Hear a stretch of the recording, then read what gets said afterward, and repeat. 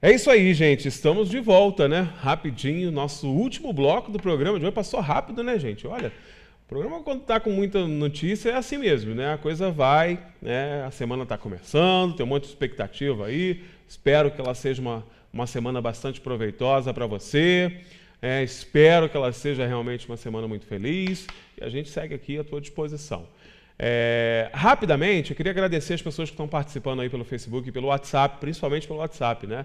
A gente tem um nível de participação aí altíssimo e assim como você ajuda as autoridades de segurança do município a terem um trabalho diferenciado, assim como você ajuda o nosso município a seguir em frente, mesmo com tantos desmandos, você é papel fundamental aqui na nossa programação, tá? Participe, deixe o seu recado. Queria agradecer aqui ao Ricardo Wagner, que está sempre participando, me mandou um vídeo muito bacana aí. Parabéns, amigo, obrigado aí pelo vídeo. Muito bacana a mensagem, muito legal mesmo. E você também, da mesma forma, pode participar, mandar vídeo, mandar áudio, fique à vontade, tá? Fotografia. Estamos aqui à tua disposição. Nosso WhatsApp está aqui à sua disposição. O Rodrigo já colocou na tela aí, Rodrigo? Bota de novo, por favor, aí. Esse aí é o número, ó, tá vendo? O número para você adicionar e colocar redação do diário. Só colocar a redação do diário, que você já vai ter essa referência, né? Vanderlei Pérez está na área comigo aqui. Vanderlei, eu comecei o programa falando que você que ia explicar essa confusão aí. Estão querendo levar água quente para Sapucaia, estão querendo levar aquela região. O que aconteceu, Vanderlei? Eu sei que essa é uma briga antiga, mas é uma briga que está meio que silenciosa até agora, né? Explicar eu não sei não, eu estou tentando entender. Está todo mundo tentando entender, gente. Essa confusão daquela região ali de mercado de água quente, Vila do Peão, aquele trechinho ali, arredores, ali né? há um litígio já antigo entre os três municípios, São José do Rio Preto, quando foi emancipado de Petrópolis, Teresópolis e Sapucaia. E uma deputada apresentou um pedido de audiência pública para pedir um plebiscito onde os moradores daquela região vai dizer se vocês querem pertencer a Sapucaia, a Teresópolis ou a São José. É claro que, vindo de Sapucaia, que é o principal interessado, porque, afinal de contas, nós estamos falando de um bairro, né, da Vila do Peão, que é um bairro, e de um mercado. E das possibilidades de você ter negócios no entorno, que até seriam de Teresópolis e São José, que poderiam carrear para os interesses de Sapucaia. Então, realmente, é um momento bem delicado. Essa audiência pública é agora dia 21, quinta-feira, né? Quinta-feira, hoje é 18. E é claro que o município deve se fazer representar nessa audiência pública na LESB, até para questionar algumas ilegalidades que podem ser apresentadas, né? E o que definir a audiência pública é o que vai definir para o plebiscito. E havendo plebiscito é um abraço, né? Não há o que diz que aí o Estado vai pacificar. A vontade popular é soberana. Há uma necessidade da justiça, há uma questão na justiça já andando há bastante tempo para definir essa questão, mas via justiça não se resolveu. Os interessados não se interessaram, né? Então chegou nesse ponto. Agora o plebiscito não. Havendo a audiência pública e ela direcionando, ou seja, os interessados deveriam se manifestar. Então, é claro que a Prefeitura deve estar presente, mesmo nessa situação de interinidade, a Procuradoria Municipal deve estar presente nessa audiência pública, a Procuradoria também da Câmara deve estar presente, se não for, eles estão cometendo alguma improbidade, né? É o interesse do município que está em jogo nessa audiência pública no Rio, para que tenha, se tiver de ter o tal plebiscito, que ele seja dentro que o arranjo dele, que é a base na audiência pública, seja um arranjo que não vá prejudicar a gente. E você que está em casa deve estar se pensando, né? Mas eu não tem nada a ver com água quente, aquela região, Vila do Peão, nunca fui lá, não tem problema. Olha só, estamos falando de um plebiscito, uma consulta popular, que tem entre uma das principais fontes ter uma decisão que estabeleça a vontade popular. Você, como cidadão de Teresópolis, você vai participar desse plebiscito, tá? Porque não dá para fazer um plebiscito só para o pessoal de Água Quente, só para o pessoal do Peão. Esse plebiscito será aberto às cidades interessadas. Então, Teresópolis, Sapucaia e São José vão participar desse plebiscito. Então, é bom você já ir se informando, né, Vanderlei? Porque não dá para excluir interesses em plebiscitos, porque é a vontade popular, todos os interessados da cidade têm que participar. Mais uma para você aí. Há um mês nós falamos sobre isso, quando um advogado fez um questionamento à prefeitura nesse sentido. Agora, essa semana, ele voltou à carga, quando definiu a audiência pública, e é interessante, e aí ele fez reiterou o pedido ao prefeito, à Câmara e ao Ministério Público, para que os interesses de Teresópolis não sejam prejudicados. E interessante que esse advogado nem é de Teresópolis. É verdade. Ele é o Manuel Esteves, né? Manuel Folhão, que foi prefeito 2 vezes de São José do Rio Preto, mas que reside em Vila do Peão, e ele vê como um futuro melhor para aquela região ali, pertencendo a Teresópolis e não a Sapucaia ou a São José. São José por ser um município menor e Sapucaia por estar mais distante desse eixo, né? Da proximidade com o Rio. Então, ele é que está o grande encrenqueiro dessa situação, quem tá trazendo esse assunto à baila, quem não está deixando isso aí ser arranjado e Sapucaia se beneficiar, é um ex-prefeito de São José do Rio Preto que nem tanto assim tem a ver com a gente. E nem quer para São José, quer para Teresópolis. Ele quer para Teresópolis, que ele entende que aquela região ali, o mercado de água quente, que já é uma questão de Teresópolis, né? Toda a relação do mercado, tanto que o mercado é de água quente e água quente é de Teresópolis. Claro. Né? E aí não estamos falando das terras de água quente. Né? Água quente continua sendo um distrito, faz atenção ao segundo distrito, não está nessa questão do plebiscito, não está nesse litígio. Mas é em água quente que se concentra a riqueza do mercado de água quente, se concentra a riqueza de água quente daqueles arredores. Então é necessário. Vereador é para isso, gente. O vereador tem que estar preocupado com isso. Pergunte ao seu vereador. O prefeito tem que estar preocupado com isso. Pergunte ao seu vereador, se ele estiver solto, se ele conhece essa questão. Eu duvido que conheça. Aliás, o Manuel Esteves, ele pede à Justiça para que tome a providência com relação a essa audiência pública, para que ela não ocorra no dia 21. E ele tem até sua razão. Ele alerta que a metade da nossa Câmara está presa e que o prefeito que está no cargo é um prefeito interino. E as funções do interino é fazer... Aliás, o interino é o Pedro Gil, né? Prefeito interino faz o que o Pedro Gil está fazendo. É fazer a transição, é entender a máquina, moldar, né? Essa semana, inclusive, eu vi ali um caminhão parado em frente à prefeitura no final de semana. O que está fazendo ali? Uns operários. Ele está fazendo um jardim, cara. Está belíssimo. O Pedro Gil é uma figura. Aliás, está lindo o jardim. Ele está preocupado. Você que não viu ainda, vai na frente da prefeitura, que não vai ter mais caminhonete parada lá, não. Caminhonete a diesel, poluente, não. Vai ter gente fazendo jardim, está muito bacana. Mas ele está preocupado em embelezar aquilo ali, porque afinal de contas vai ter uma transição, vai ter um prefeito novo nos próximos dias, vai ter a posse, vai ter tudo isso. Então ele precisa de deixar a casa arrumadinha para o prefeito que entra, né? E ele não é a pessoa indicada para pegar esse assunto e resolver. Isso é um problema para o próximo prefeito. Então é bem possível que essa audiência pública do dia 21 seja adiada pelo bom senso da Assembleia Legislativa e pelo bem da decisão, ou pela decisão da Justiça, que pode vir nesse sentido, né? Mas de qualquer forma é um assunto que interessa a gente, a todos nós, sim. Não interessa só ao povo de Vila do Peão e ao povo do mercado de água quente, não. Em caso de um plebiscito, todos participaremos, né? Então não tem jeito. Mas tem foto do dia também? Rodrigo, bota na tela aí, por favor, porque tem foto separada. Mas eu trouxe uma... Essa foto está uma semana atrasada, né? Essa está... verdade. Ela já foi prometida há muito tempo. Nós tivemos agora o dia de Santo Antônio. Santo Antônio, e dia 13 de junho. Esse é um cartão postal da Capela de Santo Antônio, que ficava em frente à Praça Nilo Peçanha. Não na praça, né? Ele ficava naquele quarteirão em frente... Onde tem um prédio ali. Exato, em frente à pousada, aquele prédio ali, né? Ele não ficava necessariamente Ele não ficava na praça, né? Ele ficava no terreno em frente. Ficava no terreno em frente. Ficava no quarteirão daquelas duas ruas, né? Lacerda e Ademar Resilipe. São as duas ruas ali. E a igreja, essa não é a primitiva igreja de Santo Antônio, essa é a segunda capela, né? A primeira capela ficava... Era menorzinha, né? Eu lembro que tinha um cercadinho.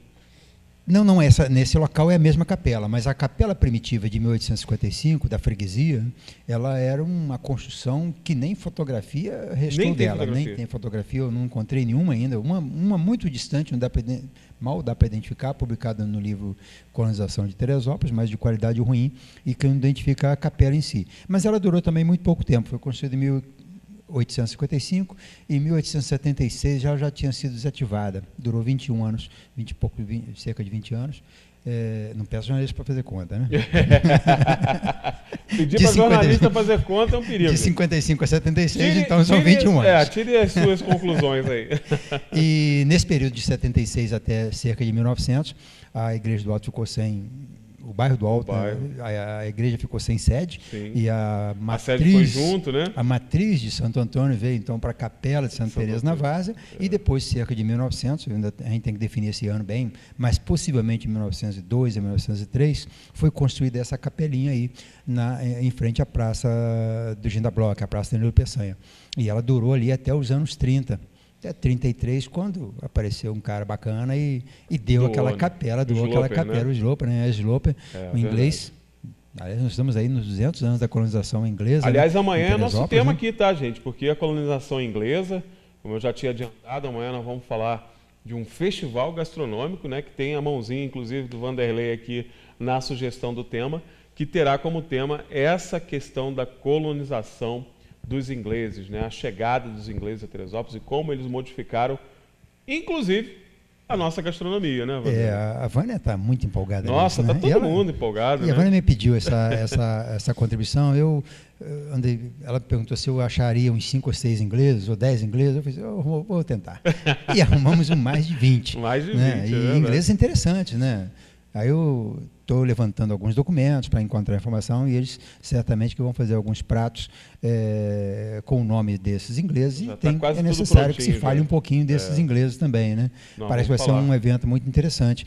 A gente fala do processo de colonização, e nós já falamos sobre isso aqui já anteriormente, na questão da importância dos ingleses, né, da importância da agricultura. Da cultura inglesa, né? A cultura inglesa a cultura é a agricultura, né?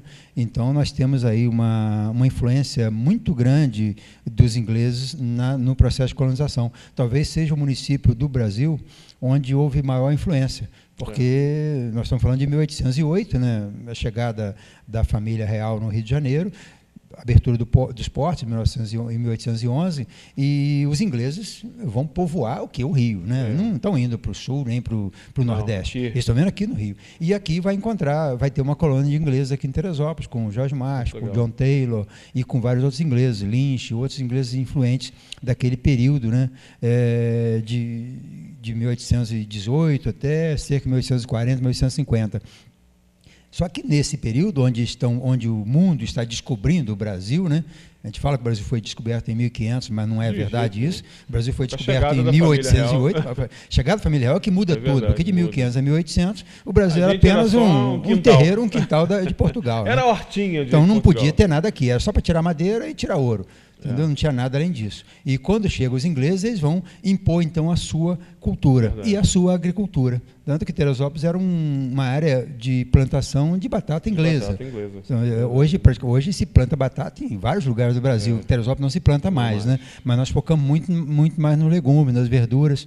E essas verduras e esses legumes também foram experimentados em Teresópolis, no Brasil, pela primeira vez, pelos ingleses. Então, a presença inglesa ela é muito forte, né? E ela é tão forte que muitos desses ingleses, que hoje os nomes foram sofrendo alterações, são famílias, foram adaptadas, são ascendentes de famílias que ainda estão na agricultura em Teresópolis. Exemplo disso são os iates, por exemplo, né? Os iates com H, Y, AT, os iates nessa variação dos sobrenomes eram todos Riet, do inglês Richard Riet, de 1830, mais ou menos, que é o período que ele veio. E uma coisa interessante, né? A parte de folhosas, por exemplo, né? Folhagens, né? Verduras, que a gente tem como o ponto principal, a técnica utilizada aqui em Teresópolis, né, que é utilizada na região quase toda, em que se planta inclusive em ribanceira, em morro, né, aqui em Teresópolis tem muito isso, sistema de irrigação, tudo isso é a técnica que era utilizada pelos ingleses, até naquela época, né, em 1800 e blau blau, é a mesma técnica, é claro que sofreu aperfeiçoamentos, né, claro que as tecnologias chegaram, mas aqui em Teresópolis você vê aquelas plantações por cima do morro que você não vê em outras regiões. Em outras regiões o que acontece? A técnica da agricultura é o quê? É aplainar para poder plantar. Aqui os ingleses fizeram, não, dá para fazer no morro também, então vamos fazer no morro. A gente tem muito isso. Quem conhece o terceiro distrito sabe muito bem do que eu estou falando. Você vai lá naquele mirante do Alto de Vieira e olha para baixo, você não vê aquelas plantações uniformes. Você vê o morro tomado de plantações, né, Vanderlei? Isso é uma característica dos ingleses. É muito interessante. A gente fala de processo de colonização, mas a gente achando, inserindo Teresópolis nesse processo de 1808, né, a partir de 1808, que é uma área ainda para ser desbravada, você vai encontrar várias agriculturas que são comuns hoje no Brasil inteiro, elas vão se democratizar a partir de Teresópolis. O pêssego, a maçã, os chás. Nós tivemos aqui a região do 2º Distrito, Santa Rita, aquela região ali, até Cruzeiro, toda aquela região ali era uma fazenda. O próprio Granado veio para cá, né, por conta disso. Era uma grande fazenda de chá. São também os remédios medicinais na praça, hoje a Praça Olímpica, a antiga Ilha da Saúde. Então, ele teve uma influência muito grande. E aqui as terras de Teresópolis foram sendo usadas como laboratórios para essas experimentações. Né? Basta ver o chá. Hoje a gente vai na farmácia e compra a caixinha de remédio e resolve. Mas de primeira febre amarela, as doenças, né, que se curava com a quina, né, com chá de quina, aqui na Caliçaia, ela é do Peru, ela vai ser experimentada no Brasil, então tem dinheiro do governo, o imperador mandava dinheiro, então na Barreira, para o lado do 2º Distrito, em vários trechos de Teresópolis, se plantava a árvore de quina, que é a quina caliçaia, para dali extrair o quinino para curar as doenças das febres daquela época. Né? A grande doença daquela época eram essas febres. Então, muitas experimentações foram feitas no Brasil a partir de Teresópolis. Aí é que vai vir Minas, São Paulo, aí vão ampliar. Né? E a nossa agricultura ela ficou mais rica ainda, que além dessa experiência inglesa no plantio, você vai encontrar, vai ter um subsídio com os japoneses. Né? Que aí nos anos 30, 40, vão chegar os japoneses e vão implementar técnicas já milenares, né? E eles misturam com essas experiências inglesas, experiências já localizadas, né? E fazem. Então, você vai encontrar fazendas, propriedades muito bem sucedidas em Teresópolis, de japoneses que experimentam ainda hoje, incrível, né? Olha, hoje estão experimentando coisas novas na agricultura, que vão ser depois utilizadas pelos outros celeiros, né, da agricultura no Brasil, que é Minas Gerais e São Paulo, principalmente, na nossa região sudeste aqui, que é muito forte e dá uma importância muito grande para Teresópolis essa coisa de ser o laboratório da agricultura no Brasil. E as pessoas, às vezes, não se dão conta disso. Os próprios políticos. Né? Os políticos não têm a menor ideia disso. Né? Amanhã a gente vai falar aqui no programa, vou até pedir para a Vanderlei também estar comigo nessa entrevista, porque nós vamos receber o pessoal do Sebrae na mesa, né?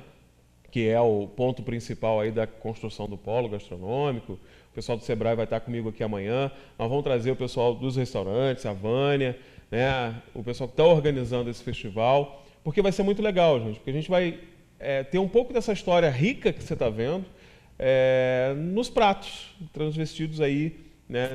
Nas receitas que tem como influência lá a presença dos ingleses, né, os produtos, os ingredientes que os ingleses trouxeram, né, muito natural. Você que é brasileiro que vai para os Estados Unidos, você não leva o teu café? Eu levo o meu, pelo menos. Eu levo café, eu levo feijão. Todo mundo não faz isso? Os ingleses fizeram também quando vieram para cá, trouxeram as suas preferências e acabaram, né, por conta desse processo de colonização ficando aqui. A gente vai falar um pouco mais sobre isso amanhã, né, Vanderlei? Falar em feijão, né? Tem que comprar feijão, cara. Liné vai agora no final de semana para Natal. E Natal, que é tão pertinho da gente aqui, não tem feijão preto. Né? Lá não tem o hábito de comer feijão com arroz. Lá é o né? feijão que eles chamam carioca. É um feijão diferente, né? É a fava.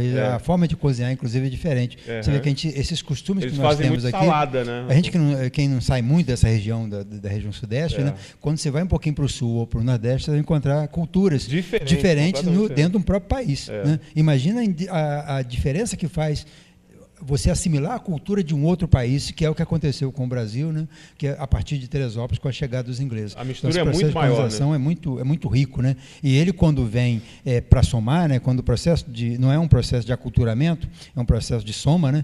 É muito interessante para essa cultura que fica, né? Resta uma cultura mais rica, uma miscigenação. Há uma mistura melhor quando você já tem uma cultura e que vem essa segunda cultura para promover essa transformação. E aconteceu isso certamente com Teresópolis, está aí Teresópolis não é do nada que virou o principal celeiro do estado, né? A região rica. Aí, foi só, não foi. Não foi por acaso, não. É a sabedoria do inglês que ficou na sua descendência, né? E hoje pessoas que plantam de um jeito nem sabem por que plantam, mas plantam porque o pai plantava, todo mundo fazendo. O avô plantava, o bisavô plantava, o tio-avô plantava, tudo isso em função das experiências que foram experimentadas lá nos anos 1800. Daí essa importância de conhecer a história, né, e de ter memória disso é fundamental para uma sociedade, né? O maior bem de um povo é a sua cultura, né? Então a gente tem que ter memória, dessa sua cultura, dessa sua história, para poder a coisa funcionar. Por isso que a gente está aqui todo dia mostrando lá o passado, para a gente conhecer um pouco mais esse presente, projetar um futuro melhor. Esse é o nosso objetivo aqui sempre, né? Vanderlei, não esquece da encomenda de Emily, né? Tem que levar feijão. Levar uns 3 quilos de feijão. Já sei que é a encomenda da Emily, né? Fica desesperada lá, coitada. Ela tem... Olha só, amanhã estamos de volta, né? Como prometido, o Vanderlei vai estar aqui comigo falando um pouco sobre esse festival bacana que a gente vai receber aí através do Sebrae na Mesa e do Polo Gastronômico de Teresópolis. É novidade bacana, é coisa legal para você, inclusive, mandar para todo mundo que está aí querendo vir para Teresópolis. Chama para participar do festival, é comida boa, é cultura teresopolitana, é fidelização no turismo, é tudo de bom. E tudo de bom também foi a sua presença comigo aqui hoje, né? Quero agradecer a nossa audiência mais uma vez, muito grande, mais uma vez grandes participações aí pelas redes sociais. Amanhã estamos de volta, né? Nossos convidados, entrevistas e, é claro, nosso jornalismo aqui sempre marcando presença, mostrando tudo o que acontece na nossa cidade e região. Um grande beijo para você, excelente semana, uma segunda-feira maravilhosa e amanhã a gente está de volta, se Deus quiser. Beijão, até a próxima. Jornal Diário na TV. Oferecimento: Hospital São José. Tudo pela vida.